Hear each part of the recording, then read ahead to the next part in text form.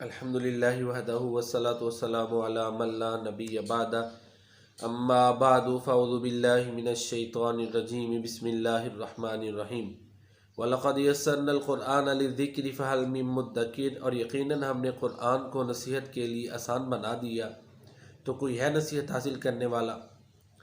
محترم ناظرین کرام، 14ویں پارے کے خلاصے کے ساتھ آپ کی خدمت میں حاضر ہوں۔ 14ویں پارے میں بنیادی طور پر سورۃ الحجر اور سورۃ النحل دو ہی صورتیں ہیں۔ ایک لائن اس کی 13ویں پارے میں ہے، سورۃ الحجر کی باقی ساری 14ویں پارے میں شامل ہے۔ سورۃ الحجر کے آغاز میں یعنی 14ویں پارے کے آغاز میں ہی اللہ تعالیٰ فرماتے ہیں کہ کافی لوگ یہ تمنا کریں گے قیامت والے دن کاش کہ وہ مسلمان ہوتے، ربما یود الذین کفروا لو کانوا مسلمین، لیکن اب وہ خواہش کسی کام نہیں آئے گی، وقت گزر چکا ہوگا نا۔ قرآن کریم جب اللہ نے لوگوں کی ہدایت کے لیے نازل کیا تو خود اللہ تعالیٰ اس کا محافظ ہے۔ انا نحن نزلنا الذکر وانا لہ لحافظون۔ سورۃ الحجر میں آدم علیہ السلام اور ابلیس کا قصہ ہے۔ اس میں بہت بڑا سبق یہ ہے کہ اللہ کے نیک بندوں پر ابلیس بے بس ہے، اس کا کوئی بس نہیں چلتا۔ الا عبادک منہم المخلصین، اور اسی طرح سورۃ النحل میں بھی یہ پیغام ہے، انما سلطانہ علی الذین یتولونہ والذین هم به مشرکون، انہ لیس لہ سلطان علی الذین آمنوا وعلی ربہم یتوکلون۔ نیک لوگوں پر جو اللہ پہ توکل کرتے ہیں ان پر شیطان کا کوئی بس نہیں چلتا۔ ابراہیم علیہ السلام کا قصہ ہے، اس میں یہ بہت بڑا سبق ہے کہ اللہ تعالیٰ قادر ہے، بے کہہ لیں کہ بڑھاپے میں جب وقت نہیں ہوتا اولاد کا، اللہ نے ان کو اولاد عطا فرمائی، قدرت کا مظاہر ہے اللہ تعالیٰ کی کا۔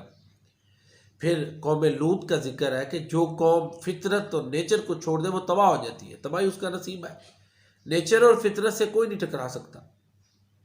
اسی طرح اصحاب الایکہ کا ذکر ہے کہ جس قوم میں بد دیانتی بے ایمانی آ جائے، جتنا مرضی اس کے پاس مال ہو، بے ایمانی سے فما اغنی عنہم ما کانوا یکسبون، وہ بھی سروائیو نہیں کر سکتی، تباہی اس کا بھی نصیب ہے۔ تو جو قوم ترقی کرنا چاہتی ہے، ایک تو یہ کہ فطرت پر رہے اور دیانتداری کو قائم رکھے، یہ میسج ہے سورۃ الحجر میں۔ پھر اللہ تعالیٰ فرماتے ہیں، اللہ تعالیٰ کا اے نبی صلی اللہ علیہ وسلم آپ پر بڑا انعام ہے کہ وَلَقَدْ آتَيْنَاكَ سَبْعًا مِنَ الْمَثَانِي وَالْقُرْآنَ الْعَظِيمَ، اللہ تعالیٰ نے آپ کو سبع مثانی اور قرآن عظیم، سورہ فاتحہ اور قرآن کریم یہ عطا کی ہے۔ اسی طرح اس میں یہ بہت بڑا پیغام ہے کہ عبادت اللہ تعالیٰ کی آخری وقت تک کرنی۔ عبادت جو ہے نا وہ وَاعْبُدْ رَبَّكَ حَتَّىٰ يَأْتِيَكَ الْيَقِينُ، کوئی ایسا موقع نہیں کہ بندہ باشعور اور موت سے پہلے اس کو عبادت کی چھوٹ مل جائے۔ پیارے نبی کریم صلی اللہ علیہ وسلم تو آخری وقت میں جب بے ہوشی طاری ہوتی تھی تو ہوش آتا تھا، جب آپ نے اللہ تعالیٰ کے پاس جانا تھا، ہوش آتے یہ فرماتے تھے اصل الناس، کیا لوگ نماز پڑھ چکے، نماز کی فکر تھی۔ اسی طرح سورۃ الحجر میں ایک بہت بڑا پیغام یہ ہے کہ اللہ تعالیٰ اپنے نبی کا خود محافظ ہے، انا کفیناک المستہزئین۔ جو لوگ پیارے نبی کریم صلی اللہ علیہ وسلم کی شان اور عظمت میں کوتاہی کرتے ہیں، غلطی کرتے ہیں، گستاخی کرتے ہیں، ان کو خود اللہ تعالیٰ سزا دیتا ہے۔ اللہ تعالیٰ خود اپنے نبی کا محافظ ہے، واللہ یعصمک من الناس۔ عقیدہ توحید، عقیدہ آخرت اور صداقت قرآن اور صداقت رسالت محمد مصطفیٰ صلی اللہ علیہ وسلم، یہ میجر مضامین ہے جو سورۃ النحل میں اگلی صورت میں بیان ہوئے۔ دلائل توحید کے بڑے دلائل ہیں، اس میں کافی لمبی گفتگو اس پر ہو سکتی ہے۔ تو یہاں یہ بھی اللہ تعالیٰ اپنے اصول بیان کرتے ہیں اس کائنات میں کہ وَلَوْ يُؤَاخِذُ اللَّهُ النَّاسَ بِظُلْمِهِمْ مَا تَرَكَ عَلَيْهَا مِن دَابَّةٍ، لوگوں کے گناہوں کی وجہ سے اگر اللہ تعالیٰ لوگوں کو فی الفور پکڑ لیتے تو اس زمین پہ کوئی بھی نہ بستا۔ یہ اللہ تعالیٰ کی رحمت ہے کہ اللہ تعالیٰ لوگوں کو ڈھیل دیتے ہیں، مہلت دیتے ہیں، اور یہ زمین پر بس رہے ہیں۔ النحل کہتے ہیں شہد کی مکھی کو، اور چونکہ شہد کی مکھی کا جو لائف سٹائل ہے نا وہ بڑی تفصیل سے بیان ہوا ہے۔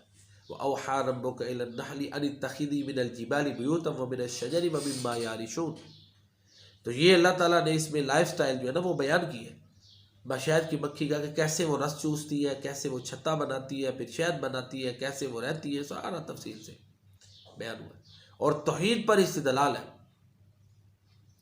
کہ جو اللہ تمہارے شہد کا اس طرح انتظام کرتا ہے، جس نے ان کو رہنا ایسے سکھایا ہے، وہی اللہ اس بات کا پیارے نبی کریم صلی اللہ علیہ وسلم کی عظمت اور شان کا بیان ہے کہ قیامت والے دن وہ گواہ بنا کر جو ہے نا لائے جائیں گے، دوسرے انبیاء بھی گواہ ہوں گے ان پر، نبی کریم صلی اللہ علیہ وسلم گواہ ہوں گے۔ اسی طرح عدل اور احسان اس کا حکم ہے، ان اللہ یامر بالعدل والاحسان وایتاء ذی القربی، رشتہ داروں کو دے، وینہی عن الفحشاء والمنکر، جو ہے نا نیکی کا حکم دے، برائی سے روکے۔ یہ جو 4 بنیادی قواعد ہیں وہ بیان ہوا ہے سورہ النحل میں۔ جو آدمی مرد ہو یا عورت، جو بھی انسان اچھے عمل کرے گا اس کی زندگی بڑی پاکیزہ ہوگی، دنیا میں بھی آخرت میں بھی۔ تو جو قوم عروج سے زوال میں جاتی ہے اس میں اپنا قصور ہے اس کا، کہ وہ جب جس قوم کو اللہ تعالیٰ جو ہے نا وہ عروج دیتے ہیں، جب وہ اللہ تعالیٰ کی ناشکری کرتی ہے تو پھر اس پر زوال آ جاتا ہے۔ سیدنا ابراہیم علیہ السلام کی اوصاف بیان ہوئے کہ وہ بڑے اللہ کے شکر گزار تھے، امت تھے، ایک اللہ سے تعلق جوڑنے والے تھے، حنیف تھے۔ پھر سورۃ النحل میں جو ہے وہ یہ ہے کہ ایک دعوت کے جو قواعد ہیں، حکمت، موعظت اور جدال بطریق حسن، 3 چیزیں، ادعو الی سبیل ربک بالحکمت والموعظۃ الحسنۃ وجادلہم باللتی ہی احسن، 3 چیزیں جو ہے نا دعوت کی، حکمت، مضبوط دلائل ہو، موعظت، خیرخواہی کا جذبہ ہو، کہ جس کو دعوت دی جا رہی ہے اس کو پتہ ہو کہ یہ بندہ دعوت دینے والا ہے، اس کا کوئی مفاد نہیں، میری بھلائی ہے۔